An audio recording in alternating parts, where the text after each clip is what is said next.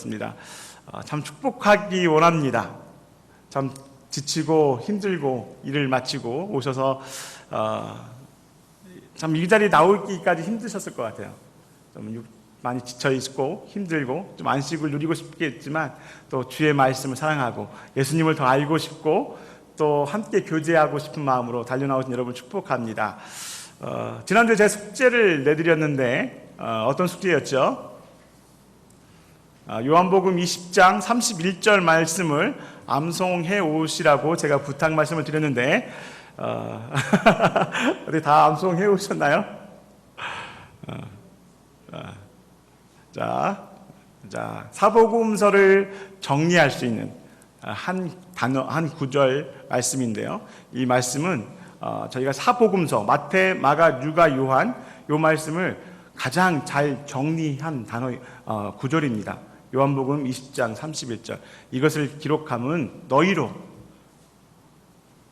예수 그리스도가 하나님의 아들이신 것을 믿게 하고 믿음으로 말미암아 생명, 영생을 얻게 하려 함이라는 사복음서가 가지고 있는 가장 중요한 요절을 가지고 있는 말씀입니다. 그래서 한번 말씀을 암송하시고요. 그래서 우리 사복음서를 볼 때마다 이 큰 두 가지 주제 속에서 살펴보면 은혜가 있을 것입니다. 자, 오늘 저희가 지난주에 좀 했던 것 잠깐 복습할까요? 저희가 3으로 신약 성경을 좀 풀어보았죠. 그 3이란 숫자로 풀어봤던 거 기억나신가요? 네. 신약 성경을 세 개의 시대로 구분했습니다. 어떻게 구분했죠? 복음 시대, 교회 시대, 또 마지막 때 이걸 연대로 구분했어요. 복음 시대는 몇 년부터 몇 년까지? 예수님 BC부터 시작 때부터 해서 30년까지 예수님의 생애를 다룬 것도 있고요. 그 다음에 몇 년도까지 했죠? 60년 사도 바울이 감옥에 갇히기 전까지 3차 전도행이 끝날 때까지 제가 말씀을 드렸고요. 그 다음에 90년에서 30년, 60년, 90년 신학자들 따라 조금씩 달라요. 그래서 그 90년을 96년도로 보시는 분들도 있어요. 그렇지만 우리가 편하게 30년, 90년, 60년, 90년 이렇게 세 개 시대로 구분을 해서 좀 잡아놓으면 여러분들께서 이 신약을 좀 이해하는 데 굉장히 도움이 됩니다. 그래서 예수님의 사복음서를 복음시대에 말씀 나눴고 60년대까지 해서 사도 바울의 3차 전도여행까지 그 3차 전도여행까지 쓰였던 3차 전도여행 때 쓰였던 성경책이 어떤 성경책이었죠? 2차 전도여행 때가 데살로니가 전후서였고요. 두 권, 데살라라는 그 재림에 대한 이야기. 그래서 데살로니가 전후서가 2차 전도여행 때 쓰여졌고 3차 전도여행 때 고린도 전후서, 로마서 세 권이 쓰여졌죠. 이때까지 해서 여러분께서 기억을 해놓으시면 60년까지 그리고 이제 사도 바울이 감옥에 갇히고 난 다음부터 해서 90년까지 해서 사도 바울과 베드로 여러 그 요한 사도가 썼던 그 3차 그때 시대를 가지고 보시면 성경의 저작 연도가 구체적으로 들어올 것입니다. 자, 그래서 그렇게 시대를 구분해 보았고요. 오늘은 이제 첫 번째 말씀을 좀 보기 원합니다. 첫 번째, 복음 시대인데요. 복음 시대. 오늘 저희가 복음 시대를 보게 되는데요. 페이지 20페이지. 시간으로 본 신약 1주차 넘기고요. 2주차 그 그림이 있을 거예요. 2주차를 보여주시면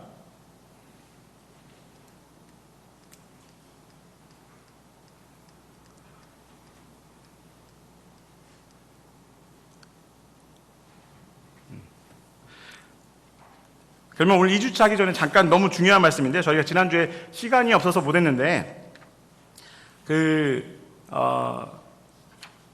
요 내용을 조금 더 보기를 원하고요. 구약을 조금 살펴봐야 돼요. 성경 전체적인 내용을 저희가 좀 살펴보기 원하는데요. 성경은 우리가 66권이라고 기억하고 계시죠? 66권. 그렇지만 진정한 성경은 한 권이죠. 성령님에 의해서 쓰여진 성경책 한 권이죠. 그래서 창세기부터 요한계시록까지 한 권의 성경으로 보러야 하는데 우리가 여기서 보기 원하는데 이제 볼게요.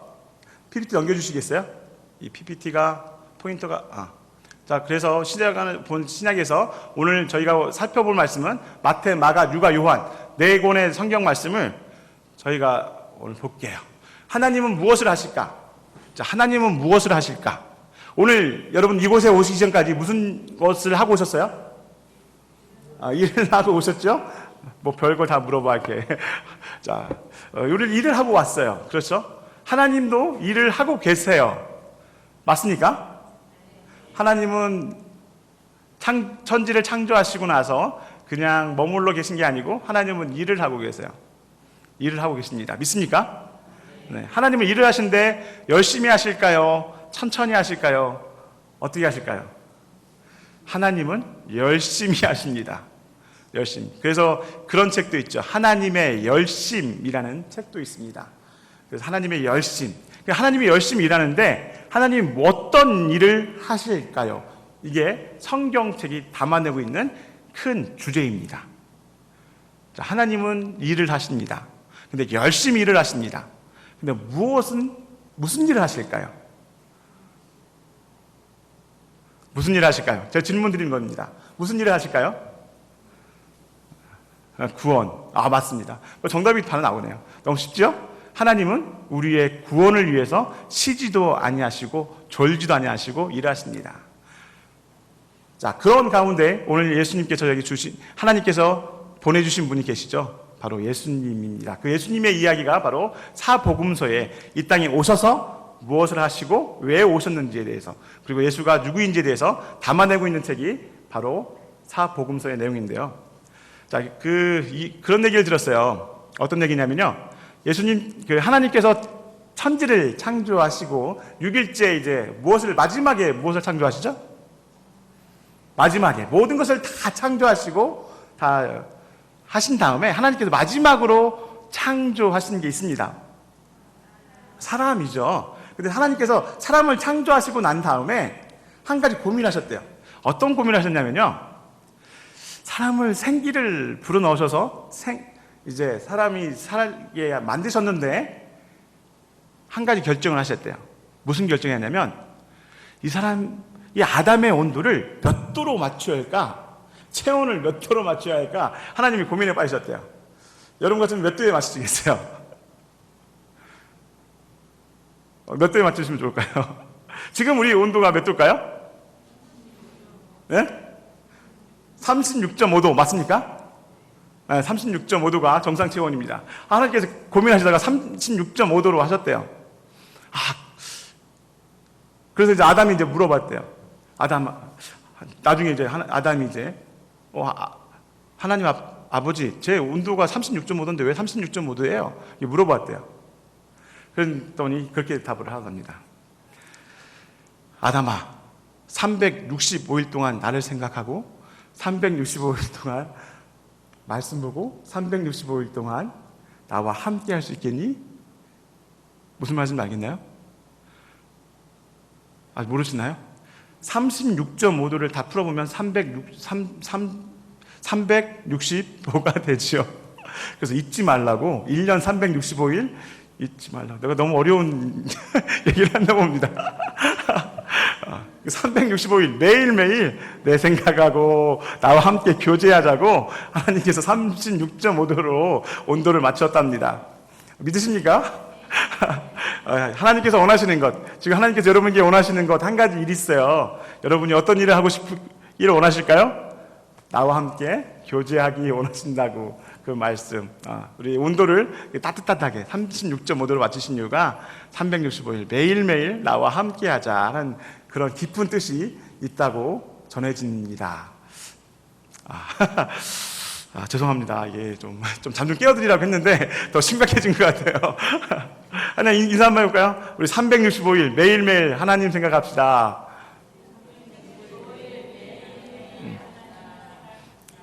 내 생명이 있는 한, 내 생명이 닿을 때까지. 아멘? 축복합니다. 자, 들어가 볼게요. 하나님께서 일을 하세요. 일을 하시는데, 예레미야, 오늘 첫 번째 본문 보면, 하나님께서 안식하시고 계실까, 일을 하고 계실까? 하나님은 일을 하고 계십니다. 그것도 열심히 일을 하고 계시는데, 예레미야 33장 2절에 보면, 그렇죠. 일을, 같이 한번 읽어볼까요? 일을 행하시는 여호와, 그것을 지어 성취하는 여호와. 이 말씀이 여러분 다 알겠지만 에레미야가 시위대 뜰에 잡혔을 때 하나님께서 두 번째로 나타나서 말씀을 주시면서 하시는 말씀이죠. 유대 백성들이 포로로 갔지만 다시 회복되어질 거라는 그런 예언의 말씀을 주시면서 하시는 거죠. 그러니까 보면 일을 행하시는 여호와세요. 하나님께서는 이 일을 하고 계시는 거죠. 자, 그런데 이 말씀을 에레미야에게 주셨을 뿐만 아니라 그 말씀을 가지고 일을 행하시는 예수님의 모습, 하나님의 모습을 예수님도 말씀하고 계세요. 요한복음 5장 17절에 보면 이렇게 말씀하겠어요. 옆에 보면 같이 한번 읽어볼까요? 내 아버지께서 일하시니 나도 일한다. 이게 어떤 말씀이냐면 요한복음 5장 말씀은 어떤 말씀이죠? 38년 동안 병들었던 병자가, 베데스다 연못에 병들었던 환자가 나음받고 치료받고 나서 그것에 대해서 이제 바리새인들이 안식일 날 고쳤다고 해서 예수님에 대해서 이제 그 논란거리로 만들었던 장면 속에서 예수님께서 바리새인들에게 얘기했던 내용입니다. 하나님께서 일을 하시니 나도 일을 한다시는 거예요. 안식일에 안식하신 게 아니라 하나님께서는 안식일에도 일을 하신다는 것이죠. 그럼 무슨 일을 하실까요? 하나님께 무슨 일일까요? 자, 그것이 오늘 저희가 사복음서를 살펴보는 가운데 발견하는 것입니다. 하나님께서 일을 하고 계셨고 예수님도 이 땅에 오셔서 하신 일이 있다는 거예요. 그것이 무엇인가? 그 사복음서 가운데 담겨져 있는 것입니다. 그러면 다음 PPT를 보면 우리가 구체적으로 알 수 있습니다. 다 알 수 있는데 우리가 PPT 좀 넘겨주시겠어요? 지금 이 포인터가 좀 안 되는데 책을 다 가지고 계시죠? 책을 넘겨가면서 할게요. 자, 예수님께서 나도 일을 하신다고 말씀하셨어요. 과연 무슨 일을 하고 계실까? 마태복음, 마가복음, 누가복음, 요한복음, 사복음서에 다 각각 조금씩 다른 표현으로 말씀하고 계시는데요. 마태복음 9장 13절 넘겨줄 수 있겠어요? 안 돼요? 안 넘어가요?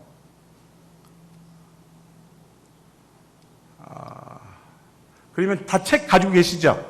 그럼 책으로 좀 진행할게요. 자, 마태복음 9장 13절 같이 한번 읽어볼까요? 나는 자, 예수님께서 뭐라고 말씀하고 계시죠? 의인이 아닌 죄인을 찾으러 오셨다는 것이죠. 누가복음 19장 10절에는 어떻게 말씀되어 있습니까? 인자에 온 것은 잃어버린 자를 찾아오셨다고 말씀하고 계세요. 마가복음 10장 45절에는 인자에 온 것은 대속물로 주려 오셨다는 것이고, 그래서 이게 종합적으로 말씀하셔서 요한복음 19장 30절에는 십자가상에서 이렇게 말씀하시죠. 다 이루었다고. 예수님께서 이 다 이루었다는 말씀을 저희가 사복음서를 조금 더 자세히 들어가면서 볼 수 있을 거예요. 그런데 한 가지 제가 질문 드릴게요. 자, 누가복음 19장 10절을 보면 이렇게 표현되어 있어요. 인자에 온 것은 잃어버린 자를 찾아오셨다고 되어 있어요. 그러면 제가 질문 한번 드려볼게요. 잃어버린다. 하나님께서 잃어버리셨다고 표현되어 있어요. 그러면 잃어버린 것은 언제 잃어버렸을까요? 예수님께서 인자가 왔는데 잃어버린 자를 찾으러 오셨다는 거예요. 그러면 자, 언제 잊어버리셨다는 거예요? 하나님께서.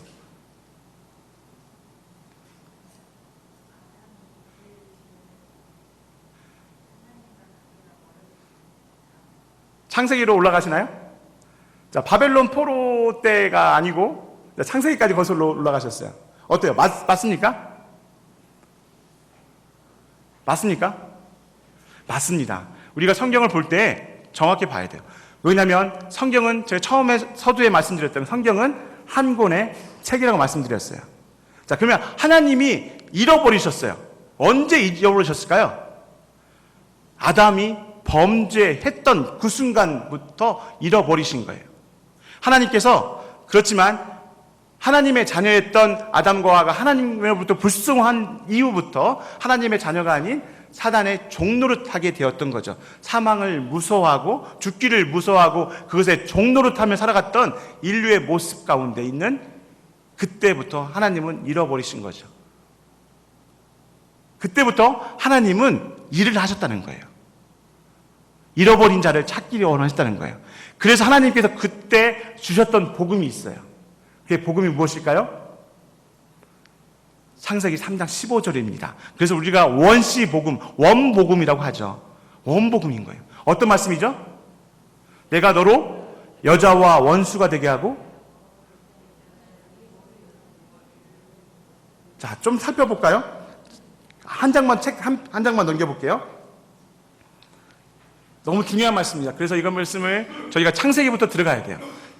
한 장 넘기면 그 밑에 내가 하리라는 보수 찾으셨나요? 내가 하리라. 내가 하리라. 뒤로 가셔야, PPT는 뒤로 넘겨주시면 고맙겠고요. 자, 페이지 한 장만 넘기시면 됩니다. 내가 하리라. 세 마디로 되어 있는 온복음. 창세기 3장 15절 찾으셨나요? 네. 자, 한번 말씀을 읽어볼게요. 내가 너로 여자와 원수가 되게 하고 내 후손도 여자의 후손과 원수가 되게 하리니 여자의 후손은 내 머리를 상하게 할 것이요 너는 그의 발꿈치를 상하게 할 것이니라 하시고. 자, 이게 원복음입니다. 자, 그런데 보면 중요한 게 있어요. 이 문장, 전체 문장 가운데 주어가 있어요. 주어는 뭐냐면, 주어는 뭐죠? 주어가 누구예요? 내가예요. 내가 누굴까요? 말씀하시는 분이 누구세요? 하나님이십니다. 그러면 이 말씀의 문장의 마지막 동사, 전체적인 동사는 무엇이죠? 할 것이라는 거예요. 하리라는 거예요. 내가 한다는 거예요. 하나님께서 일을 행하신다는 거예요. 이게 바로 복음인 거예요. 하나님이 일을 하신다는 것, 그것이 우리를 위해서 일을 하신다는 것, 그게 바로 복음인 것입니다. 그래서 3장 15절부터 인류가 최초에 범죄했던 그 순간부터 하나님은 일을 하시겠다고 선언을 하신 거예요. 누굴 위해서? 우리를 위해서. 그때부터 벌써 하나님은 예수 그리스도를 통하여서 우리의 죄를 용서하고 우리 죄를 대속할 수 있는 길을 열어주신 거예요. 이것을 믿는 자들에게 구원을 주신다고 말씀하신 거예요. 이게 메시아 언약인 것이죠. 그래서 한번 볼까요? 이 3장 15절을 조금만 더 살펴볼게요. 자, 첫 번째, 이것을 세 가지의 단락으로 볼 수 있는데요. 세 마디로 볼 수 있는데요. 첫 번째, 여자의 후손과 뱀의 후손으로 갈라진다는 것입니다. 여자의 후손, 뱀의 후손. 세상에는 두 종류가 있습니다. 자, 마지막 심판대 앞에 설 때 하나님으로부터 의롭다함을 받은 자들, 그래서 천국에 들어갈 사람과 천국에 들어가지 못할 죄인들로 구분이 되어집니다. 맞습니까? 천국과 지옥이 분명히 있습니다. 영적 싸움이 시작되어진 것이죠. 여자의 후손과 뱀의 후손, 두 갈래의 길이 있는 거예요. 구원의 길과 사망의 길이 있다는 거예요. 여자의 후손과 뱀의 후손, 영적 전쟁이 시작되는 거죠. 근데 그 다음에 보면 두 사이에는 원수, 미오할이라는 표현되어 있어요. 전쟁이 있다는 것입니다. 영적 전쟁이 끊임없이 있다는 거예요. 사단도, 뱀의 후손도 자기의 전쟁 가운데 승리하기 위해서 힘을 다할 것이고, 여자의 후손도 승리를 위해서 최선을 다한다는 것이죠. 그래서 전적 전쟁이 있다는 거예요. 그래서 우리는 지금 영적 전쟁 한복판에 서 있는 것이죠. 다 동의하십니까? 나는 지금 영적 전쟁 가운데 있습니까? 매일매일 삶 가운데 우리는 치열하게 보이지 않는 영적 전쟁을 하고 있지 않습니까? 우리를 넘어뜨리려고 우는사자처럼 달려든 사단으로부터 우리가 믿음을 지키기 위해서 얼마나 열심히 죽게 나가고 기도하고 있습니까? 자, 영적 전쟁이 있다는 거예요. 그런데 이 전쟁의 중요한 포인트는 최후 승리는 누구에게 있다고 말씀하십니까? 하나님께 있다는 것입니다. 이게 마지막 문장이에요. 여자의 후손이 뱀의 머리를 상하게 할 것이고, 하나님은 재창조의 뱀의 머리를 상하게 한다는 거예요. 뱀의 머리를 상하게 하고, 뱀은 어떻게 하죠? 여자의 후손의 발꿈치를 상하게 한다는 것이죠. 자, 이게 어디에 가냐? 사복음서에 십자가에서 돌아가시고 3일 동안 무덤에 갇혀 있는 그 순간, 그것입니다. 그것을 의미하고 있는 것이죠. 좀 더 볼게요. 그런데 여기서 머리를 상하게 한다는 게 무엇일까? 머리를 상하게 한다는 것, 히브리서 말씀 속에 있습니다. 그게 페이지 조금만 넘어가 볼까요? 히브리서 2장 14절과 15절에 너무 잘 기록되어 있어요. 이 말씀이 하나님께서 히브리서 가운데 이 말씀을 주셨는데, PPT가 지금 잘 안 맞는데 책을 보세요. 책 한 번 넘기면 되니까. 머리를 상하게 한다는 방도가 있다는 거예요. 어떻게 머리를 상향해 할 것인가? 히브리서 2장 14절 15절 찾으셨나요? 네, 같이 한번 쭉 읽어볼게요. 히브리서 2장 14절. 자녀들은 혈육에 함께 속하였음에 그도 또한 한 모양으로 혈육에 함께 속하심은 사망으로 말미암아 사망의 세력을 잡은 자 곧 마귀를 없이 하시며 15절 또 죽기를 무서워함으로 한평생 매어 종노릇하는 모든 자들을 놓아주려 하심이니. 할렐루야. 아멘. 이 말씀을 잘 묵상해 보세요. 이 말씀 가운데 예수님께서 왜 인간의 몸으로 오셨는지, 혈육으로 오셨는지에 대한 말씀이 숨어 있습니다.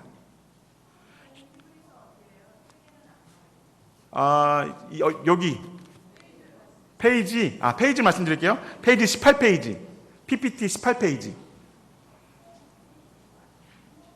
작게 돼 있어요. 그러니까 오늘 2주차 바로 위에 있어요.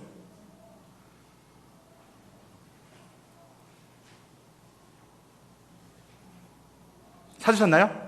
페이지. 다시 한번 읽어볼게요. 말씀을 한번 천천히 볼게요. 이 말씀이 너무 중요한 말씀입니다. 2장 14절 15절 시작. 자녀들은 혈육에 함께 속하였음에 그도 또한 한 모양으로 혈육에 함께 속하심은. 잠깐요. 여기서 자녀들은 혈육에 함께 속하였음에, 우리는 육신을 가지고 있죠. 그렇죠? 육신을 가지고 혈육에 속해 한 자들이에요. 그런데 그도 또한이라고 되어 있어요. 그가 누구일까요? 맞아요. 예수님께서 우리와 같은 육신의 몸을 입고 오셨다는 거예요. 성육신 하셨다는 거예요. 왜 하셨냐면 들어있는 거예요. 한 모양으로 혈육에 함께 속하심은 그 이유가 그 다음에 나오는 거예요. 같이 한번 읽어볼까요? 시작. 사망으로 말미암아 사망의 세력을 잡은 자 곧 마귀를 없이 하시며. 예수님께서 십자가에서 돌아가신 이유가 호랑이를 잡기 위해서는 호랑이 굴러 가야듯이 예수님께서도 죽음의 권세를 잡고 있는 사단을 잡기 위해서 죽음으로 들어가신 거예요. 근데 예수님께서 그 무덤 속에서 죽고 계셨다면 우리에게는 소망이 없는 것이죠. 그런데 어떻게 하셨습니까? 주님께서 죽으시고 3일 만에 죽음을 이기시고 부활하신 거예요. 할렐루야. 그래서 우리에게 소망이 있는 거예요. 마귀를 이겼다는 거예요. 머리를 상하게 하셨다는 거예요. 예수님께서 창세기 3장 15절부터 하나님께서 말씀하셨던 그 예언을, 언약을 성취하셨다는 것입니다. 할렐루야. 이게 너무 놀라운 거예요. 그래서 또 볼까요? 이것이 예수님께서 이것을 해결해 주실 뿐만 아니라 우리에게 소망을 주신 거예요. 그게 2장 15절입니다. 같이 한번 읽겠습니다. 시작. 또 죽기를 무서워함으로 한평생 매여 종노릇하는 모든 자들을 놓아주려 하심이니. 할렐루야. 여러분, 제일 무서운 게 뭐예요? 여러분, 지금 당장 여러분께 제일 무서운 게 무엇입니까? 수많은 돈을 가지고 있더라도, 내가 모든 것을 다 이루었을지라도 내 목숨 끊겨지면 어떻습니까? 소용없지 않습니까? 우리한테 아무리 많은 것도 이루었는데 뭐예요? 대통령이 된들 무엇입니까? 죽는다면. 그래서 우리한테 가장 무서운 게 뭐예요? 죽음이 무섭잖아요. 그래서 우리는 죽음의 종류로 되어 있는 거예요. 근데 그 죽음을 이기셨다는 거예요. 또 죽기를 무서워하며 한평생 몇 종류로 됐죠. 누구의 종류로 했어요? 사단 마귀의 종류로 했던 우리를 놓아주었다는 거예요. 놓아주셨다는 거예요. 우리로 하여금 더 이상 종의 죽음에서 매여 있지 않냐고 생명으로 주셨다는 거예요. 그것도 영원한 생명, 하나님과 함께하는 천국의 그 기쁨을 다시 맛볼 수 있는 생명을 주셨다는 것이죠. 그게 누구이십니까? 그 길을 주신 게 예수 그리스도예요. 그게 하나님의 복음이죠. 하나님이 정하신 의입니다. 그래서 고린도전서 2장 7절 한번 같이 한번 읽어볼까요? 시작. 오직 은밀한 가운데 있는 하나님의 지혜를 말하는 것으로서 곧 감추었던 것인데. 이것이 바로 성경에 갖고 있는 비밀입니다. 그래서 에베소서에 이렇게 말씀하고 있죠. 하나님의 비밀의 경륜이라고 했어요. 하나님의 일을 행하시는 것, 그것을 비밀의 경륜이라는 것이에요. 일을 만들어서, 일을 기획하고 그것이 잘 진행되어 갈수록 일을 만들어 가시는 것, 그래 하나님의 비밀의 경륜, 바로 우리를 구원하시기 위한 하나님의 계획. 창세기부터 해서 지금도 하나님의 열심은 계속되어지고 있고 이루어지고 있습니다. 언제까지? 예수님께서 이 땅에 다시 오실 그때까지, 새하늘과 새 땅이 이루어질 그날까지 하나님은 열심히 하고 계십니다. 하나님은 일을 하고 있다니. 하나 넘겨보실까요? 그래서 하나님께서 일하고 계시고 나도 일한다고 지금 주님은 말씀하고 계셨습니다. 예수님은 왜 오셨는가? 바로 이게 바로 예수님께서 일하시는 그 내용과 바로 연결되어지는 것이죠.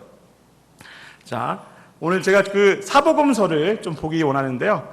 자, 사복음서 중에 가장 중요한 단어가 있습니다. 여러분 인생의 터닝 포인트가 언제이신가요? 여러분의 인생을 한번 생각해 볼까요? 내 인생의 터닝 포인트. 우리는 뭐 항상 그 분기점이라는 거 있죠. 한 번쯤은 내가 정말 내 인생 가운데 그때가 정말 내 인생 가운데 뜨거웠던 때이고 내 삶이 바뀌었던 어떤 터닝 포인트가 됐던 어떤 순간이 있다고 뭐 얘기할 수 있는 때가 있죠.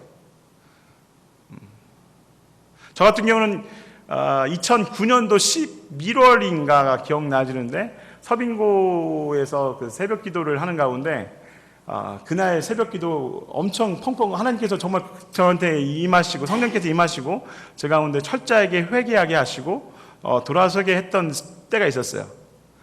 그때 정말 주님, 제가 앞으로 어떻게 합니까? 제 인생 가운데 정말 주님께 진지한 고백을 드렸고 정말 내 인생을 어떻게 주님께서 사용하시기 원하십니까? 그렇게 계속 기도를 하는 가운데 1년 동안 새벽 기도를 쭉 해 가운데 그날 새벽 가운데 주님께서 저에게 말씀하셨어요. 저한테 가장 큰 고민은 뭐였냐면 모든 것을 내려놓고 간다면 저는 어떻게 살아가야 합니까? 두려웠어요.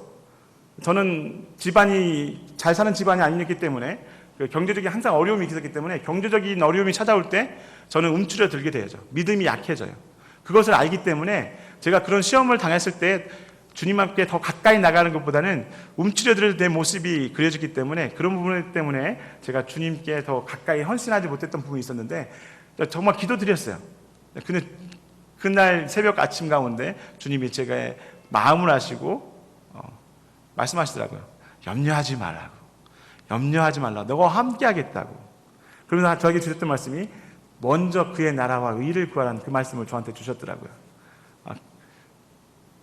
평소에 잘 알고 있는 말씀인데 제가 기도하는 그때 저에게 주셨던 말씀이기 때문에 너무 큰 감동이 있었고 그러면서 정말 내 마음을 알고 계신 하나님 참 가까이 나갈 수 있는 그때가 있었습니다. 그래서 저희 때 그때 큰 분기점이 되었었어요. 여러분에게도 인생 가운데 어떤 분기점이 있을 줄 믿습니다. 저 같은 경험도 있고 또 다른 여러 가지 모양으로 주님은 각자에게 우리를 만져주시기 때문에 각자에게 분기점이 있을 줄 믿습니다. 성경도 마태, 마가, 누가 우리가 공간복음이라고 지난주에 함께 살펴봤는데요. 이 마태, 마가, 누가, 요한 이 세 권의 책 가운데 분기점이 있어요. 꼭 기억을 하셔야 돼요. 어떤 말씀인 줄 아세요? 만약에 여러분이 지금 생각하면 쭉 신앙생활을 해오는 가운데 마태, 마가, 누가, 요한 이 세 명의 저자가 썼던 책 가운데 가장 중요한 포인트는 어디일까? 한번 어디쯤일까요? 예수님이 많은 이적과 기적과 이적을 행하셨는데 어느 때 어떤 순간에 그 일을 계기로 해서 예수님께서 당신의 사역에 대해서 구체적으로 말할 때가 있었어요. 자, 맞습니다. 지금 여러분들 너무 감사합니다. 잘하고 있습니다. 우리 그 1:1 교제 하시죠? 1:1 보면 첫 번째 우리가 4주 동안 나눔하죠. 거기서 무엇을 하죠? 예수는 누구인가에 대해서 배우고 있죠. 예수가 누구인가. 그럼 첫째 날 배운 게 예수가 누구인가를 배워요. 예수님은 무엇을 하셨는가? 세 번째, 지금 무엇을 하시는가? 그렇죠? 1주차, 2주차, 3주차 이렇게 진행되죠. 그런데 여기서 보면 예수님에 대해 사역 가운데, 예수님의 삶 가운데 제가 기억해야 될 아주 중요한 장소가 있습니다. 페이지를 한 장 넘기보시면 7글자로 되어 있죠. 뭘까요? 자, 가이사라 빌립보입니다. PPT가 좀 되면 좋은데, 자, 떴네요. 자, 가이사라 빌립보. 자, 이스라엘 지도 가운데 제가 지난주에 지도를 보여드렸죠. 지도 가운데 제일 북단에 있던 지역이 어디였냐면 가이사라 빌립보입니다. 혹시 가이사라 빌립보에서 어떤 일이 있었는지 아십니까? 가이사라 빌립보 기억하십시오. 오늘 이 강의를 듣는 여러분은 바로 이 7자리를 기억을 하셔야만 합니다. 사복음서, 복음서의 터닝 포인트가 되는 분기점이 되는 가장 중요한 순간이기 때문입니다. 자, 가이사라 빌립보를 제가 좀 말씀드릴게요. 가이사라 빌립보는 이스라엘에서 가장 높은 지역에 해당됩니다. 북쪽에 있습니다. 그래서 저 지도에 보게 되면 가이사랴 빌립보 여기 보이시죠? 가이사랴 빌립보 바로 이곳에 있습니다. 헐몬산이 있고 마운틴 헐몬산 바로 밑에 지역에 있는데요. 이 가이사랴 빌립보 이게 두 이름의 합성어입니다. 도시의 이름을 어떤 위대한 인물, 그 당시에 사람들이 생각했던 위대한 인물을 따랐어요. 첫 번째 이름이 뭐냐면 시저, 가이사라, 가이샤, 황제 있죠? 그 황제의 이름을 따서 그 가이사라는 이름을 따서 가이샤 이름을 땄습니다. 그리고 빌리피라는 가이사라 빌리피라는데 뭐냐면 헤롯 빌립입니다. 이쪽 지역을 다스렸던 헤롯 빌립의 분봉왕 이름을 따서 그때 로마의 황제 가이사와 유대를 다스렸던 분봉왕 빌립의 이름을 따서 가이사라 빌립보라는 이름을 짓게 되었죠. 그런데 이곳에 보면 밑에 그림을 보시게 되면 이곳에 이런 조그만한 지금 이제 황폐화됐는데 이 황폐화된 곳에 조그만한 이렇게 그 안내도가 있어요. 이 안내도를 확대한 그림이 이곳인데 어떻습니까? 뭐가 보이죠? 잘 만들어진 뭐가 건물이 보이죠? 이 건물이 무엇이냐면 신전입니다. 신전. 그 당시에 황제를 섬겼던 우상을 섬겼던 신을 모셨던 신전이 바로 이곳에 있었습니다. 그래서 굉장히 잘 발달된 도시였습니다.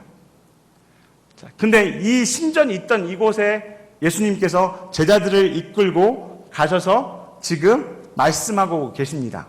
예수님께서 물어보세요. 얘들아, 세상 사람들이 나를 무엇라고 하느냐 물어보세요. 그때 제자들이 어떻게 대답합니까? 뭐 엘리야라고도 하고 선지자 중에 한 명이라도 하고 세례 요한이 살아났다고도 합니다. 주님, 사람들은 이렇게 합니다. 주님께 다시 물어보시죠. 그러면 너희는 나를 누구라 하느냐 물어보십니다. 그때 누가 대답하죠? 베드로가 고백합니다. 어떻게 고백하죠? 주는 그리스도시요 살아계신 하나님의 아들이다. 할렐루야. 아멘. 그렇습니다. 베드로가 고백을 하죠. 예수님께서 말씀하시죠? 이것은 네가 하는 것이 아니라 성령께서 말씀하셨다고 말씀합니다. 그런데 여러분 기억해 보시죠. 마태복음 16장입니다. 마태복음 16장이에요. 마태복음 총 몇 장까지 있죠? 28장까지 있어요. 마태복음 28장까지 있는데 1장부터 15장, 16장까지 지금 오는데 예수님이 누구인가에 대해서 제자들이 한 번도 물어보지 않았어요. 찾아보세요. 예수님이 누구인가에 대해서 안 물어봤어요. 마가복음도 보면 마가복음이 몇 장으로 되어 있냐면 몇 장으로 되어 있죠? 16장으로 되어 있죠? 16장 가운데 8장에 보면 이 내용이 있습니다. 1장부터 8장까지 예수님께서 무엇인가 하십니다. 그런데 한 번도 예수가 누구인가에 대해서 얘기를 하지 않습니다. 자, 누가복음 24장까지 있는데요. 자, 9장에 있어서 벌써 9장에서부터 그 얘기가 나옵니다. 뭐라고요? 너희는 나를 누구라 하느냐. 이 가이사랴 빌립보 얘기가 나옵니다. 이 가이사랴 빌립보가 자 이곳에서 예수님께서 말씀하시죠. 물어보시고 베드로가 고백합니다. 주는 그리스도시요 살아계신 하나님의 아들이라고 고백하죠. 자, 이 가이사랴 빌립보 처음에 말씀했죠. 그곳이 어떤 곳이었다고요? 신을 모셨던 신전이 있던 곳이에요. 사람들이 신께 절하기 위해서 그곳에 와서 우상 숭배를 했던 곳이에요. 근데 예수님께서 그곳에 제자들을 끌고 가세요. 그리고 그곳에서 예수님께서 제자들에게 물어보세요. 너희는 나를 누구라느냐? 참신이 누구이냐? 물어보시는 거예요. 주는 그리스도시요 주는 메시아이십니다. 이 고백이 그냥 나오는 게 아니에요. 지금 우상을 숭배하는 그곳 가운데 세상 사람들이 유대인들이 그곳 가운데서 우상을 숭배했던 그곳 가운데 있는 그 자리에서 예수님께서 물어보시는 거예요. 너희는 참신이 누구라 생각하느냐 물어보시는 거예요. 그때 베드로가 성령께서 감동을 주셔서 주는 그리스도시요 메시아라고 하나님의 아들이라고 이야기하는 거예요. 참신은 예수 그리스도 당신이십니다 라는 고백을 하는 것이죠. 그 고백을 바로 분기점이 됩니다. 그래서 우리가 이 고백이 가이사랴 빌립보에서 이 고백 가운데 앞에는 어떤 것이냐면 예수님이 누구이신가에 대한 얘기가 쭉 나오고 있습니다. 예수가 누구이신가? 예수님이 어떤 분이신가에 대해서 쭉 얘기를 하고 있어요. 이 터닝포인트 앞전까지 보시게 되면 그런 내용들이 계속 주제가 흘러가고 있습니다. 그리고 이 가이사랴 빌립보 사건 이후로 예수님이 왜 오셨는가, 어떤 일을 하셨는가, 그것에 대한 나와요. 그래서 이 고백 위에 다음에 나오는 중요한 단어가 있는데요. 자, 저희가 보면 이제 한 장을 넘겨보면 이것이 아니고요. PPT 앞에 좀 넘기실래요? 앞으로. 자, 예수님의 분기점, 복음서의 분기점은 바로 첫 번째 주제 뭐라고요? 예수가 누구인가라는 주제인 거예요. 두 번째는 무엇을 행해 주셨는가. 자, 마태복음 16장 16절 한번 쭉 읽어보겠습니다. 말씀을 시작. 주는 그리스도시요 살아계신 하나님의 아들이시니라. 8장 27절 어떤 내용인가요? 이 어떠한 사람이기에 바람과 바다도 순종하는고. 자, 바다를 잠잠케 하셨던 모습을 보고 제자들이 물어보는 거예요. 이분이 어떤 분인가 물어보고 있는 거예요. 스스로에게 생각하는 거죠. 예수가 누구인가. 자, 그럼 마태복음 14장 3절에 진실로 하나님의 아들이시다, 이런 고백들이 나오는 거죠. 예수님의 기적들을 통하여서 이런 예수님이 누구인가에 대한 얘기가 나오는 거예요. 그런데 마태복음 중요한 단어가 있는데요. 무엇을 행해 주셨는가? 자, 마태복음 16장 21절, 바로 이게 오늘 키포인트입니다. 자, 무엇을 행해 주셨는가? 마태복음 16장 21절, 17장 23절, 20장 19절 3차에 걸쳐서 예수님이 무엇을 하러 오셨는가에 대한 구체적으로 설명이 되어 있습니다. 같이 한번 읽어보겠습니다. 시작. 이때로부터 예루살렘에 올라가 많은 고난을 받고 죽임을 당하고 제3일에 살아나야 할 것을 비로소 가르치시니. 자, 이때로부터 난 거예요. 이때가 언제예요? 베드로의 그 신앙 고백 위에 예수님께서 말씀하신 거예요. 그때 다 말씀하신 거예요. 3년 동안 긴 공생활 하시면 가운데 말씀을 하지 않으셨어요. 내가 예루살렘에 올라가서 대제사장과 장로들과 서기관들로부터 고난을 받고 환난을 당할 그것을 말씀하지 않으셨어요. 내가 죽어야 한다는 얘기를 말씀하지 않으셨어요. 그런데 베드로의 이 고백 위에 예수님께서 말씀하신 거예요. 이제 제자들이 내가 누구인지를 알았구나 라는 믿음이, 제자들에 향한 믿음이 생기신 거죠. 그래서 1차로 말씀하셨고요. 또 두 번째, 또 이 말씀을 예수님께서 말씀을 하십니다. 17장 23절 같이 한번 읽어볼까요? 시작. 죽임을 당하고 제3일에 살아나리라 하시니. 3차에 또 세 번째 이 말씀을 또 하십니다. 시작. 채찍질하며 십자가 못 박게 하리니 제3일에 살아나리라. 예수님께서 이 고백이 있는 다음에 말씀을 하신 거예요. 1차, 2차, 3차에 거쳐서 내가 이제 예루살렘에 올라가서 죽어야 한다. 왜? 누구 때문에? 나 때문에. 죽음의 자녀되어져 죽기를 무서워하여 사단의 자녀된 우리를 위해서 그 사망 권세를 무너뜨리기 위해서 예수님께서 예루살렘에 올라가신다고 말씀하고 계신 거예요. 이 가이사랴 빌립보의 이 고백이 너무 중요한 것이죠. 자, 그래서 우리는 신앙 고백을, 베드로의 그 신앙 고백이 너무 중요하다는 것을 알게 되었습니다. 기독교에는 3대 질문이 있다고 합니다. 자, 어떤 질문일까요? 기독교의 페이지 넘겨볼까요? 너희는 나를 누구라 하느냐? 오늘 예수님께서 물어보세요.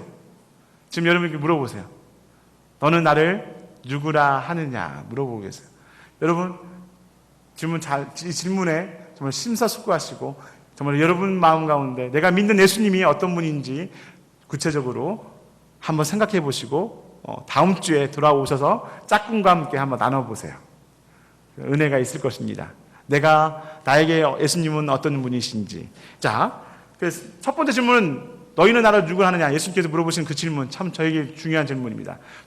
첫 번째, 그럼 창세기로 또 올라가서 우리 첫 번째 질문을 살펴볼 수 있는데요. 범죄했던 아담에게 하나님께서 오셔서 말씀하십니다. 내가 어디 있느냐? 네가 지금 어디 있느냐? 네 인생이 지금 어디에 있느냐? 지금 네가 있는 그곳이 네가 있어야 할 곳이냐? 인생에 있어서 포지션을 잡는 것 참 중요하죠. 어느 위치에 있느냐? 그런데 어떤 위치? 내가 어디에 있느냐 참 중요합니다. 그래서 여러분은 기독교를 말할 때 어떻게 말할 수가 있습니까? 어떤 목사님은 이렇게 표현하시더라고요. 기독교는 요한복음 15장의 말씀을 들어 말씀하시더라고요. 나는 포도나무요 너희는 가지니 내가 저 안에. 예수 그리스도 안에 있는 것, 하나님 안에 있는 것, 내 인생이 지금 어느 곳에 서 있는가, 하나님과의 관계가 어떻게 돼 있는가, 정말 내가 서 있는 그 자리가 정말 하나님께서 원하시는 자리인가, 내 인생이 지금 40, 50, 60 연령의 그곳에 지금 있어야 할 그 자리가 정말로 하나님이 원하시는 또 하나님 안에 머물러 있는가, 그런 포지션의 질문을 참 우리에게 던지는 의미가 있다고 생각합니다. 두 번째 질문 무엇일까요? 주님께서 가인에게 물어보시죠. 내 아우 아벨이 어디 있느냐? 바로 이웃과의 관계를 물어보고 계시죠. 내 이웃이 지금 어디에 있느냐? 여러분의 이웃은 누구이고 여러분의 이웃은 지금 어디에 있습니까? 또 그는 어떻게 있습니까? 그의 관계는 어떻게 되어 있습니까? 한번 생각해보는 은혜가 있기를 축복합니다. 이번 주 한번 생각해 보세요. 그래서 정말로 내가 예수님은 나에게 누구이신가? 하나님과 나의 관계는 어떤 관계 속에 있는가? 나의 이웃은 누구이고 나는 이웃에게 지금 무엇을 하고 있는가? 한번 이번 한 주 동안 이 세 가지 질문 가운데 정말 깊이 묵상해 보시고 여러분은 스스로에게 답을 내려보는 은혜가 있기를 축복합니다. 자, 이렇게 해서 사복음서를 좀 이렇게 살펴보았는데요. 자, 사복음서 가장 중요한 분기점. 오늘 마태복음, 누가 요한을 더 보기 원하는데 요 분기점에 가이사랴 빌립보에서 있었던 이 말씀을 기억을 하시고요. 자, 그러면서 이 가이사랴 빌립보 사건 가운데 어떤 일을 하신 줄 아세요? 가이사랴로 이 고백한 다음에 예수님께서 변화산에서 변화하시고 그 다음에 내려오십니다. 어디까지 내려오실까요? 어디를 향해 내려오십니다. 자, 이게 가장 높은 곳에 있잖아요. 갈릴리부터 해서 사마리아를 거쳐서 베레아를 거쳐서 예루살렘으로 향해 올라가십니다. 예수님의 발걸음이 저 북쪽 땅부터 팔레스타인 한 걸음 한 걸음 그 지역을 다 걸어오시면서 백성들을 바라보시고 그들 향해서 예수님의 발걸음을 띄시는 거죠. 어느 곳까지? 예루살렘까지. 예루살렘에서 왜 가시죠? 죽기에 가시죠. 자, 가이사랴 빌립보의 그 고백 다음에 예수님께서 그 사랑하는 조국, 사랑하는 백성들, 그 백성들을 바라보시면서 걸어 내려오시는 거예요. 그러면서 예루살렘으로 향해 가시는 거죠. 예수님의 마음이 느껴지십니까? 예수님의 마음이. 우리가 그런 마음을 쫓아가면 더 성경을 더 이해할 수 있고 더 깊이 묵상할 수가 있습니다. 자, 사복음서를 조금 전체적인 내용으로 좀 볼게요. 한번 다음 PPT 넘겨주시겠어요? 자, 사복음서. 자, 마태, 마가, 누가, 요한인데요. 제가 잠깐 짧은 시간, 이거 한 부분 다 이해할 수가 있어요. 그런데 마태, 왜 이런 질문을 하세요? 아니, 예수님에 대한 이야기를 쓰는데 한 권이면 되지 왜 굳이 네 권을 가지고 쓸 필요가 있을까요? 얘기를 하는 분들도 있어요. 그렇잖아요? 네 명의 저자가 굳이 예수님에 대해서 얘기를 한 분만 써도 예수님 다 얘기인데, 근데 관점이 다릅니다. 뷰 포인트가 달라요. 어떤 포인트가 다르냐면 이 네 관점을 통해서 예수님을 더 자세히 드러낼 수 있기 때문에 네 명의 저자가 쓰였는데요. 이게 무엇과 연관련이 있냐면 레이기 말씀, 우리가 잘 알고 있는 제사가 몇 가지가 있죠? 제사가 몇 가지가 있죠? 구약에서 5가지가 있죠. 무엇인가요? 갑자기 구약 얘기를 또 해요. 자, 번제, 소제, 화목제, 속죄제, 속건제. 자, 제사가 의미하는 게 무엇이죠? 자, 제사의 의미는 무엇이냐면 5대 제사는 뭐냐면 예수님의 예표입니다. 예수님의 십자가의 죽으심의 예표인 거예요. 번제는 예수님께서 단번에 우리의 모든 죄를 위해서 죽으시는 것을 예표하고 있죠. 소제는 우리의 일상생활에서 드려진 예배, 거룩하신 예수님의 모습을 담아내고 있고요. 화목제는 우리가 하나님과의 관계가 회복되어지는 화목제의 모습이 있고, 속죄제는 죄를 속죄해주는 죄가 있고, 속건제는 이웃과의 관계 속에서 문제가 있을 때 그것을 해결해 주시는 모습을 다 담아오고 있는 것이죠. 5대 제사는 바로 예수님의 모습을 담아내고 있는 거예요. 그것처럼 예수님의 모습을 한 가지의 모습으로 다 표현할 수 없기 때문에 5대 제사가 있는 것처럼 사복음서도 예수님의 완벽하신 그 모습을 담아낼 수 없기 때문에 제자들이 여러 가지 관점을 통해서 보고 있는 거예요. 마태는 어떤 관점을 기록하고 있냐면 왕의 관점을 두고 기록하고 있습니다. 왕의 관점. 마가는 종의 관점을 두고 있습니다. 왕이 있고 종이 있습니다. 그리고 누가는 어떤 모습일까요? 하나님의 아들, 인자의 모습으로, 사람의 모습으로 표현하고 있어요. 그러면 요한은 어떤 모습을 할까요? 하나님, 신의 모습으로. 그래서 왕과 종과 사람과 하나님, 이 네 가지 모양을 통해서 예수님을 보여주고 있는 거예요. 자, 그래서 보게 되면, 그래서 저자가 뭐냐면, 이 마태가 적죠. 세리장, 마태가 적는 게 마태고요. 자, 마가는 누가 적습니까? 마가복음은 마가. 지난주 배웠죠? 많이 헷갈렸었죠? 자, 마가, 요한이 적죠. 베드로의 조카였던 그 마가, 요한이 적는 거예요. 자, 그리고 누가복음은 누가가 나중에 복음을 접한 이방인이었던 누가가 적는 거죠. 자, 요한은 세베대 아들 요한이 적는 거고. 자, 마태복음에는 그래서 왕의 모습으로 했는데 왕에는 족보가 있을까요, 없을까요? 왕에는 족보가 있습니다. 자, 그러면 종은 족보가 있을까요, 없을까요? 종은 족보가 없습니다. 그렇죠. 마가복음에는 족보가 있어요, 없어요? 없습니다. 자, 누가복음은 어떤 관점을 썼죠? 인간의 모습을 써요. 인간은 족보가 있어요, 없어요?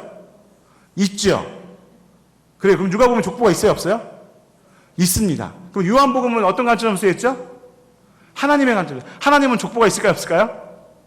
없지요. 자, 그러면 우리가 지금 성경을 보다 보면 족보가 있는 성경 사복음서의 어떤 책? 마태하고 누가복음에 보면 족보가 있습니다. 근데 또 족보가 또 달라요. 마태복음의 족보는 14대에 걸쳐서 아브라함과 다윗의 자손 예수 그리스도의 세계라고 표현되어 있죠. 14대씩. 그렇죠? 그런데 누가복음의 족보는 마리아의 계열로 또 올라갑니다. 이게 관점에 따라 달라지는 거예요. 그런데 이것이 또 일치하지 않습니다. 근데 중요한 건 뭐냐면 우리가 이것을 조금 좀 구체적으로 들어가다 보면 왜 이렇게 달라요? 이름이 달라요? 그럴 수가 있어요. 근데 중요한 건 뭐냐면 예수님께서 역사에 실존하셨다는 것을 증명해 주는 것이죠. 그런 관점 속에서 저희가 족보를 바라보면 되겠고요. 그래서 우리가 마태와 마가복음, 누가복음 알 수 있고요. 자, 여기서 중요한 게 뭐냐면 원독자가 있다는 거예요. 마태가 이거 썼을 때 왕의 관점을 썼는데 그 수신자가 누구냐면 유대인들이었던 거예요. 그래서 가장 많은 성경에 구약 성경이 인용되었던 책이 어떤 책일까요? 구약 성경을 잘 알고 있는 백성들 누구일까요? 유대인들이겠죠. 그래서 유대인들에게 구약에 있는 말씀들이 가장 많이 인용된 복음서가 마태복음입니다. 그리고 마가복음에는 마가복음은 종의 모습을 쓰여 있어요. 종의 관점에서. 종은 어떻죠? 종은 열심히 일을 해야죠. 그렇죠. 종은 열심히 일을 해야 하고 종은 쉬지 않고 일해야 합니다. 굳은 일도 마다할 수가 없습니다. 예수님의 모습이 그런 모습이에요. 예수님께서 사역을 하시고 우리가 잘 알고 있는 예수님의 3대 사역이 무엇이죠? 가르치시고 우리 1대1에서 많이 했던 가르치고 치유, 힐링하시고 프리칭하시고 설교하셨던 3가지. 자, 그런데 여기서 보면 예수님께서 구체적으로 힐링하시는 치유하시는 모습을 보면 예수님께서 굉장히 구체적으로 하세요. 손에다 침을 바르고 흙을 비비고 이런 모습들이 마가복음에는 자세히 디테일하게 나와 있습니다. 종의 모습, 정말로 인간의 종의 하는 그 모습들로 파악했어요. 그리고 마가복음의 특징이 뭐냐면 짧습니다. 내용이 급하게 전개됩니다. 보면 마태복음은 족보로부터 쭉 시작되어지죠. 누가복음도 보면 쭉 그 서론이 굉장히 길어요. 그런데 마가복음은 어떻습니까? 바로 사역으로 가십니다. 바로 병고치로 가세요. 봐보세요. 정말인지. 자, 그렇게 좀 표현되어 있어요. 근데 요한복음을 좀 넘어가 볼까요? 요한복음은 하나님의 모습으로 요한은 서고 있습니다. 그래서 어떻게 됐죠? 태초에 요한복음 1장 1절 어떻게 시작되죠? 말씀이 계시니라. 이 말씀이 하나님과 함께 계셨으니 시작되어지죠. 그래서 우리가 올해 우리의 표어가 뭐죠? 은혜와 진리가 충만하더라. 이런 말씀까지 쭉 이어지는 바로 요한복음 속에 있는 그 하나님에 대한 하나님의 로고스, 자, 말씀이신 하나님에 대해서 예수님을 표현하고 있는 것이죠. 그래서 하나님의 족보가 없습니다. 그런데 마태, 마가, 누가, 요한 보면 자, 이게 공감복음이라고 그래요. 공감복음. 같은 관점으로 바라보고 있는 것이죠. 그런데 여러분이 성경책을 쭉 읽다 보면 관주 성경 있는 책을 보게 되면 여러분이 알 수가 있어요. 뭐냐면 어떤 사역들을 보면 마태, 마가, 누가야는 같은 말씀들이 같이 반복되어지는 말씀들이 많이 발견될 수도 있습니다. 마태에 있는 말씀이 마가에 있고 마가의 복음에 있는 말씀이 누가복음에 있는 것을 발견할 수 있어요. 그런데 요한복음은 다릅니다. 요한복음 80% 정도가 달라요. 왜 그런 줄 아세요? 마태, 마가, 누가, 요한복음은 AD 60년부터 70년 사이에 다 기록이 되어졌다고 그래요. 그런데 요한복음은 이 사도들이 다 죽고 난 다음에 마지막까지 살아남은 사도가 누구죠? 요한이잖아요. 이 요한이 기록한 성경인데 다 죽고 나서 이제 사람들이 이 성경 말씀 마태, 마가, 누가를 읽고 난 다음에 요한 사도님, 예수님의 또 다른 이야기, 우리가 그 복음서를 들었는데 이 복음서의 내용 말고 다른 내용 혹시 우리가 알지 못하는 예수님의 또 다른 이야기가 있나요? 그것 좀 저한테 들려주세요. 이렇게 사람들이 문의했을 때, 그렇게 요청이 왔을 때 요한 사도가 적었던 성경이 바로 이 요한복음이라는 거예요. 그래서 요한복음은 굉장히 독특합니다. 다른 이 공간복음이 가지고 있는 성경이 아닌 내용들이 굉장히 많이 있어요. 그래서 80%가 마태, 마가, 누가에 없는 내용들이 실려 있는 것이죠. 그리고 하나님의 관점 속에서 그걸 바라보았기 때문에. 그래서 아까 말씀드렸던 가이사랴 빌립보, 마태복음 16장, 마가복음 8장, 누가복음 9장, 이거 동일하게 다 있는 내용이에요. 그런데 요한복음에는 없습니다. 내용들이 달라가 있어요. 이런 부분들이 조금씩 다르다는 것. 요한복음은 다른 관점 속에 쓰였다는 것을 여러분이 좀 이해하시고 보면 되겠습니다. 자, 다음 PPT 넘겨주시겠어요? 자, 예수님의 생애. 자, 제가 지난번 말씀할 때 예수님의 공생애를 몇 년 3으로 푸는 신약 성경 하면서 할 때 예수님의 공생애에는 몇 년? 만 3년이라고 그랬죠? 만 3년. 그래서 보시게 되면 자, AD 27년. 여기 보시면 AD 27년 첫 번째 유월절, 두 번째 유월절, 세 번째 유월절, 네 번째 유월절. 그래서 마지막 유월절 예수님께서 십자가에서 돌아가시게 되시는 것이죠. 자, 첫 번째 유월절, 요 유월절을 포인트로 해서 여러분이 그 예수님의 생애를 기억해 놓으시면 됩니다. 이렇게 기억해 되는데 첫 번째 유월절 때 만났던 사람이 누굴까요? 니고데모를 만나게 되죠. 니고데모. 첫 번째 유월절 때 니고데모를 만납니다. 이 니고데모를 만나기 이전에 예수님께서 사역 공생이 시작되는데 어떤 일이 하시죠? 이건 우리가 상식적으로 좀 말을 너무 좋은데, 자, 공생애를 시작하기 전에 예수님께서 어떤 일을 행하세요? 어떤 거 하시죠? 가나안 혼인잔치가 아니고, 자, 예수님께서 사역을 시작하기 전에 요것을 먼저 하세요. 어떤 거죠? 세례 요한에게 세례를 받고 하늘문이 열리고 하나님께서 이제 말씀하시죠. 이런 데서 기뻐하는 자에 사랑하는 자라 말씀하시고 이제 성육신 인카네이션을 했던 그 장면이 있고, 그 다음에 어디로 가시죠? 그 40일 금식하시고 광야로 가시죠. 성령님에 이끌려서 가시는. 자, 그 사건이 있고 난 다음에 이제 사역이 구체적으로 시작되어지는 것이죠. 그래서 첫 번째 유월절 때 만나는 게 니고데모를 만납니다. 이 니고데모를 만나서 주님께서 굉장히 중요한 말씀을 해주세요. 무슨 말씀일까요? 거듭나야 한다는 얘기를 하고 있어요. 거듭나야 한다는 것. 예수님께서 이 땅에 오신 이유를 니고데모와의 대화 가운데 바로 말씀하고 있어요. 천국은 물과 성령으로 거듭나야만이 갈 수 있다고 말씀하고 있어요. 그때 니고데모가 질문하죠. 아니, 사람이 어떻게 다시 엄마 뱃속으로 들어갈 수 있습니까? 너는 선생이면서, 유대의 선생이면서 이것도 알지 못하느냐? 꾸짖으시면서 말씀하시죠. 진정한 거듭남이 무엇입니까? 그래서 예수님께서 첫 번째 유월절 가운데 그것을 선언하고 계세요. 거듭나는 자만이 천국에 갈 수 있다고 말씀하고 있어요. 그래서 주어지는 말씀이 무엇이죠? 우리가 너무 잘 알고 있는 말씀, 이 니고데모와 대화 가운데 주어지는 말씀, 우리가 다 알고 있는 암송 말씀, 성경의 한 가지 주제로 표현할 수 있는 말씀, 요한복음 3장 16절이 이 니고데모의 대화 속에 나오죠. 같이 한번 우리 암송해 볼까요? 시작.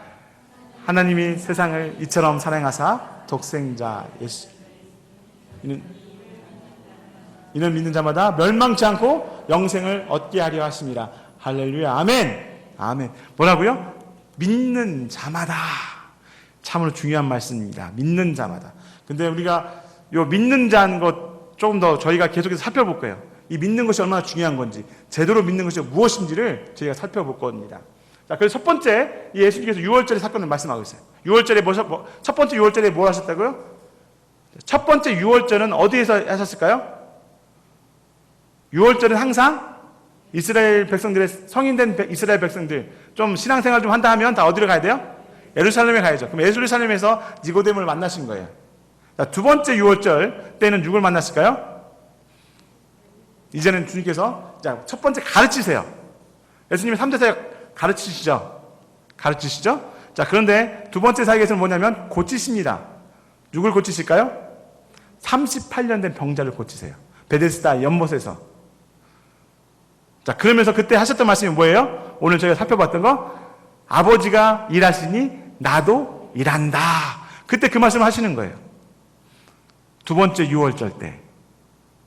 세 번째 6월절, 그때는 어떻게 하셨을까요? 세 번째 6월절은 예루살렘에 올라가셨을까요? 안 올라가셨습니다. 안 올라가셨어요. 자, 구체적인 이유가, 정치적인 이유가 있는데요. 정치적인 이유는 왜냐하면 그 당시에 세 번째 6월절을 맞이해 그때 누가 죽습니다. 누가 죽을까요? 세례 요한이 죽습니다. 세례 요한이 죽고 그때 굉장히 탄압이 심했습니다. 그때 헤롯 안티파스인지 정확히 제가 아마 안티파스로 굉장히 탄압이 심해서 예수님도 올라가면 예수님의 때가 아니라 인간의 때에 돌아가실 수 있기 때문에 예수님께서 피하셨어요. 그래서 그때 가셨던 곳이 어디로 가냐면 벳세대로 가시죠. 피해 가십니다. 벳세대에서 어떤 일이 벌어지죠? 오병이의 기적이 벌어지죠. 이런 스토리가 있습니다. 그러면서 예수님께서 그때는 세 번째 6월절에는 내려오지 아니하시고 그 나사렛 갈릴리 지방에서 예수님께서 사역을 하시죠. 그러면서 뭘 하실까요? 이제 돌아가실 때가 얼마 남지 않았어요. 1년여밖에 시간이 남지 않았어요. 이제 1년이면 당신께 돌아가실 주님은 때를 아시잖아요. 그래서 뭘 하실까요? 여러분 같으면 이제 1년밖에 남지 않은 삶 가운데 뭘 하셔야 할까요? 후학을 양성해야겠죠. 제자들에게 강도 높은 훈련을 하십니다. 세 번째 6월절 때. 이런 배경 속에서 예수님께서는 제자들을 훈련을 시키는 거죠. 그 훈련을 마치는 가운데 주어지는 말씀, 어떤 말씀을 할까요? 오늘 우리가 첫 번째 나눴던 꼭 기억해야 됐던 분기점이 되는 말씀 어디였죠? 가이사랴 빌립보. 가이사랴 빌립보에서 예수님께서 마지막으로 물어보시는 거예요. 너희들은 나를 누구라 하느냐? 주는 그리스도시요 살아계신 하나님의 아들이다. 이 고백을 가지시고 예수님께서 이제 내가 예루살렘에 가서 죽으러 간다라고 말씀하시는 거예요. 비로소 그때 말씀하셨다는 거예요. 이런 배경 속에서. 그래서 예수님께서 그때를 기점으로 해서 이제 예루살렘으로 내려가십니다. 이게 보면 예루살렘 내려가세요. 근데 여러분 성경에서 예수님의 마지막 7일, 자 다음 PPT 넘겨주시겠어요? 마지막 7일. 자, 우리가 알고 있죠. 우리가 매번 그 고난주간 때마다 우리가 드리는 이 말씀 가운데 그 절기를 지키잖아요. 고난주간. 그런데 이 예수님의 마지막 이 일주일이 얼마나 중요한 내용인지 아세요? 성경에서 얼마나 많이 비중을 차지하고 있는지 아세요? 마태복음이 28장이잖아요. 그런데 자그마치 이 일주일에 예수님의 3년의 사역이잖아요. 공생의 대부분이 그렇잖아요. 3년의 공생인데 이 마지막 일주일이 차지하는 비중이 마태복음 같은 경우에는 28장인데 21장부터 내용이 담겨져 있습니다. 21장부터 쭉 봐보세요. 그러면 예루살렘에서 마지막 일주일의 모습이 쭉 담겨져 있어요. 그러면 성경에서 지금 쓴 저자가 무엇을 중요하다고 얘기하고 있는 걸까요? 예루살렘의 사역이 중요하다는 것을 얘기하고 있는 거예요. 제가 마태복음 그런 거예요. 그럼 마가복음은 마가복음 몇 장이죠? 16장이에요. 그럼 마가복음은 11장부터 이 마지막 7일의 행적이 자세하게 나와 있어요. 또 누가복음 몇 장? 24장이죠. 24장인데 19장부터 해서 쭉 나와 있어요. 요한복음은 더 자세히 나와 있어요. 어디 사역이? 마지막 예루살렘에서 일주일 동안의 사역이 가장 자세하게 요한복음은 기록되어 있어요. 저자가 지금 무엇을 얘기하고 있을까요? 예수님의 사역 가운데 무엇을 이야기하고 있을까요? 예루살렘의 사역을 얘기하고 있는 거예요. 예루살렘에서 어떤 일이 있었죠? 대제사장과 장로들과 서기관들로부터 고난을 당하고 십자가에 죽으시는 3일 만에 부활하시는 바로 그 말씀을 사복음서는 저자들은 동일하게 예루살렘 사역을 강조하고 있는 것입니다. 분량적으로 중요한 내용은 저희가 강조할 수밖에 없잖아요. 사복음의 저자들은 그렇게 강조하고 있는 것이죠.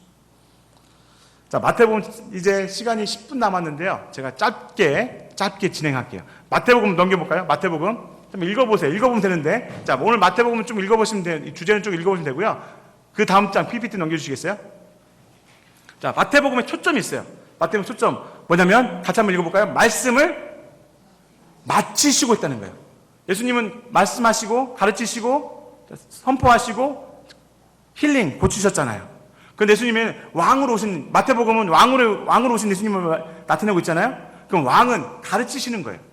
왕은 제자들에게 말씀으로 가르치세요. 뭘 하냐면 산상설교를 가르치마세요. 산상설교 말씀하시고 파송설교를 하시면서 또 말씀을 마치시고 또 모든 비유를 마치신 후에 이게 그 덩어리예요. 마태복음이 갖고 있는 이 덩어리들 뭐냐면 말씀을 마치시고 이게 전개되어지는 그런 거예요. 말씀을 제자들에게 가르치시고 5번, 5번째 예수께서 이 말씀을 뭐라고요? 다 마치시고 다 가르치셨다는 거예요. 다 말씀을 마치셨다는 거예요. 다 마치시고 뭘 하셨을까요? 자신을 주셨습니다. 마태복음 26장인데 다음 PPT 넘겨주시겠어요? 예수님께서는 당입니다. 자, 이것이 우리가 마태복음 26장 2절 같이 한번 읽겠습니다. 시작. 이틀이 지나면 유월절이라 인자가 십자가에 못 박히기 위하여 팔리오리라. 떡을 가지사 축복하시고 떼어 제자들 가시며 가라사대 받아 먹으라. 이것이 내 몸이니라 하시고 너희가 이것을 마시라. 죄사함을 얻게 하려고 많은 사람을 위하여 흘리는 바 나의 피 곧 언약의 피니라. 내 살을 먹고 내 피를 마시는 자는 영생을 가졌고 마지막 날엔 그가 나를 다시 살리리니. 할렐루야. 아멘. 그렇습니다. 예수님께서는 지금 이 모든 것을 말씀하시고 참 중요한 게 뭐냐면 예수님은 말씀하셨을 뿐만 아니라 그 말씀을 이루셨다는 거예요. 당신을 우리에게 주셨다는 거예요. 말로만 화려한 언변으로 그친 것이 아니라 당신을 직접 우리를 향해서 주셨다는 거예요. 그래서 당신을 먹고 마시라는 것이죠. 우리가 그 매달 한 번씩 성만찬에 참여해서 주의 피와 살을 동참하잖아요. 그래서 내가 죽고 예수가 사는 그 연합의 그 기쁨을 회복하는 그 우리가 성만찬의 은혜를 다시 한번 매번 기념하고 있지 않습니까? 자, 그런데 여기 중요한 게 있는데 26장 28절에 보면 나의 피 곧 언약의 피니라. 이 언약의 피, 이 언약이 너무 중요합니다. 자, 여러분 그래서 밑에가 보면 언약의 성취라고 제가 적었는데요. 자, 마태복음은 아브라함과 다윗의 자손 예수 그리스도의 세계라 하시면서 그 아브라함에게 말씀하셨던 언약하셨던 그 언약이 성취되었다는 것을 말씀하고 있어요. 다윗에게 언약하셨던 것이 성취되었다고 지금 말씀하고 있는 거예요. 예수님의 살과 피는 바로 그 언약의 예표로 그림자로 드러내셨던 것이 실제로 드러난 것이 바로 예수님의 십자가의 사건이고 그 십자가의 사건이 바로 유월절 어린 양의 피가 바로 이곳에 담겨져 있는 것이죠. 그래서 아브라함과 다윗에게 언약하셨던 그 내용들이 마태복음, 창세기 12장, 13장, 15장, 17장, 22장 이 5번에 걸쳐서 하나님께서 계속 언약하시잖아요. 약속하시잖아요. 마태복음, 창세기 22장을 우리가 이해할 때에 이삭을 드리는 장면을 이해할 때 우리가 그냥 그것을 한 사건으로 기억하면 안 됩니다. 하나님께서는 5번에 걸쳐서 언약하시고 맹세하시고 그런 가운데 마지막으로 아브라함을 시험하시는 거예요. 그냥 하나님께서 뚝 어떤 한 사건 속에서 그냥 아브라함을 시험하시는 게 아니라 하나님께서 함께 하시는 가운데 그를 계속 훈련시켰어요. 갈대아로부터 불러서부터 훈련을 시키는 가운데 언약을 맹세하시고 짐승에 갈라서 그것을 지나가시면서 보여주시는 가운데 언약을 하셨잖아요. 그런 사건들 가운데 마지막으로 구체적으로 이제 이삭에 드리는 모습을 통해서 예수 그리스도의 오심에 대한, 예수님에 대한 실제적인 모형을 이곳에서 보여주신 것이죠. 우리가 아브라함의 언약도 그곳에 예수 그리스도가 있는 거예요. 다윗의 언약도 보면 영원한 나라가 있다는 거예요. 영원한 나라. 이 세상 가운데 영원한 게 있습니까? 없죠. 그런데 영원한 게 있습니다. 바로 예수 그리스도의 세계가 영원한 것입니다. 우리는 그 예수를 믿고 우리도 영원한 생명 가운데 있는 것이죠. 축복합니다. 예수 그리스도 통한 영원한 생명이 여러분 가운데 있는 줄 믿습니다. 아멘. 자, 그래서 시간이 없는데 이거 한 번만 더. 예수님께서 그러면서 마태복음 5장 6장 7장 산상수훈을 주시죠. 그런데 오늘 이 말씀을 좀 같이 한번 보고 제가 마무리하기 원하는데요. 자, 산상수훈을 보면 그것을 딱 주혜용 목사님은 그렇게 표현하시더라고요. 그 성경을 쭉 압축을 하면 산상수훈이 나오고, 산상수훈을 더 압축하면 주기도문이 나오고, 주기도문을 더 이렇게 엑기스로 쭉 뽑아내면 Thy Kingdom, 하나님의 나라가 나온다고 이렇게 표현하던데요. 하나님의 나라는 바로 예수 그리스도를 의미하고 있죠. 자, 그러면서 주기도문을 저희가 좀 보기 원하는데요. 이런 페루인가요? 그 중남미 어떤 국가에 가면 이런 기도문이 있대요. 주기도문. 같이 한번 읽어볼까요? 제가 같이 한번 읽어볼까요? 시작. 하늘에 계신 하지 마라. 제가 이렇게 읽으면 여러분 읽어주세요. 그 다음 절을. 하늘에 계신 하지 마라. 우리라고 하지 마라. 아버지 하지 마라. 아버지의 이름이 거룩히 여기 오시며 하지 마라. 아버지의 나라가 오시며 하지 마라. 아버지의 뜻이 하늘에서 같이 땅에서도 이루어지소서 하지 마라. 오늘 저에게 일용할 양식을 주시고 하지 마라. 우리에게 잘못한 이가 우리가 용서하오니 우리 죄를 용서하시고 하지 마라. 저희를 유혹에 빠지지 않게 하시고 하지 마라. 악에서 구하소서 하지 마라. 아멘 하지 마라. 어떻습니까? 저는 이 기도문을 보면서 정말 찔리는 게 많더라고요.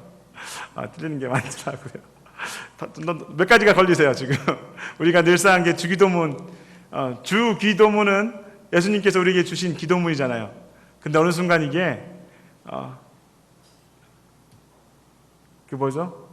분시잡아 하는 것처럼 이게 주문이 되더라고요. 주문이요.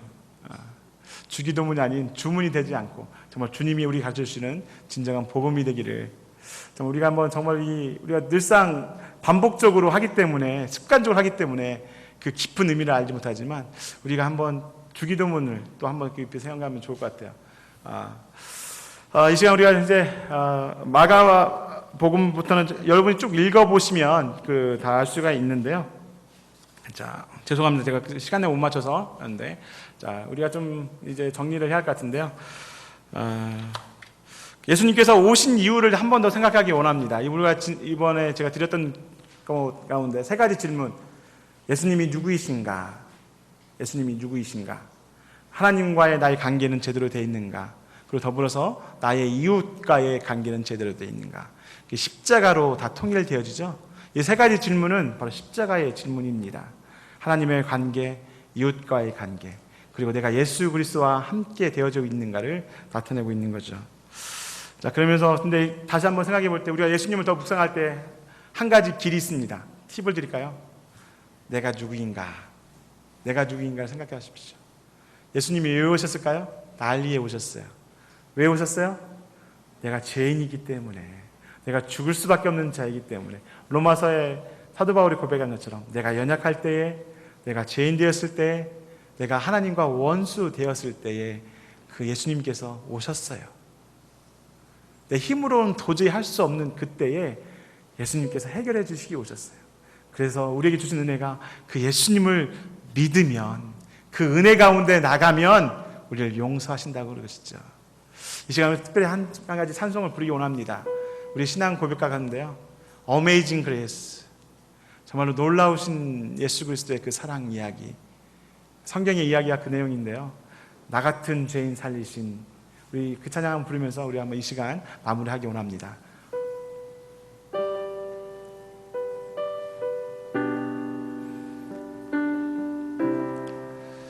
정말 내가 누구인가, 예수님이 왜 오셨는가, 사복음서를 볼 때 내가 무엇인가 잘 먹고 잘 사는 그 기준이 아니라 정말 진정한 나의 위에서 오신 그 예수님을 바라보는 십자가 은혜가 있기를 다시 한번 축복합니다.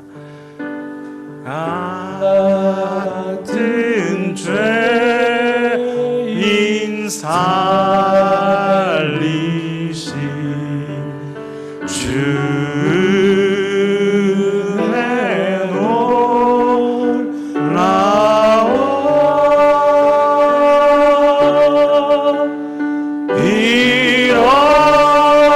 잃었던 생명 찾았고 광명을 얻었네. 큰 죄악에서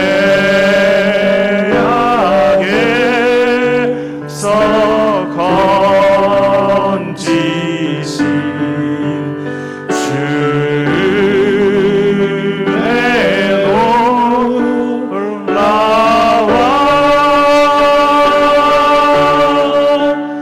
나 처음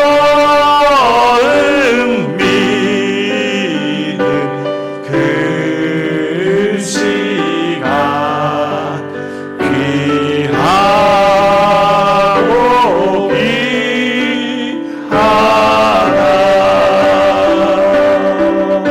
이 시간을 기도합시다.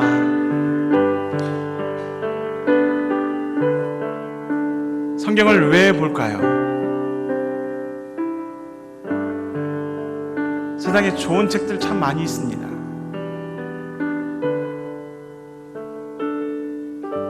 근데 나를 진정 바라볼 수 있도록 인도하시는 책이 있습니다.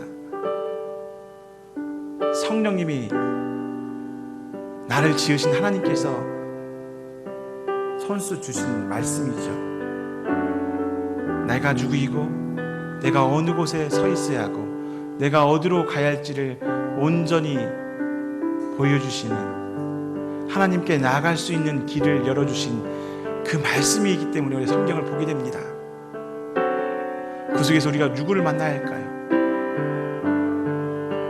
정말로 하염없이 내 인생 생각할 때 아무것도 없지 않습니까?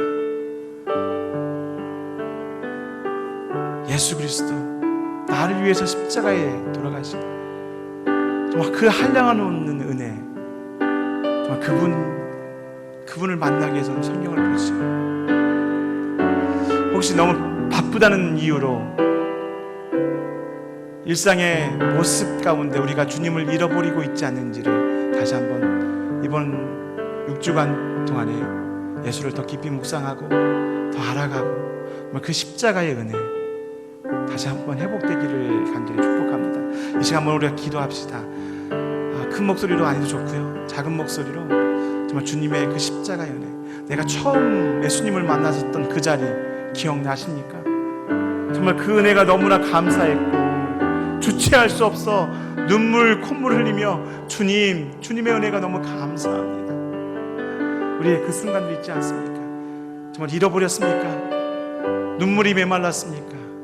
다시 한번 그때를 기억하면서 우리 주님을 다시 한번 만나기 원합니다.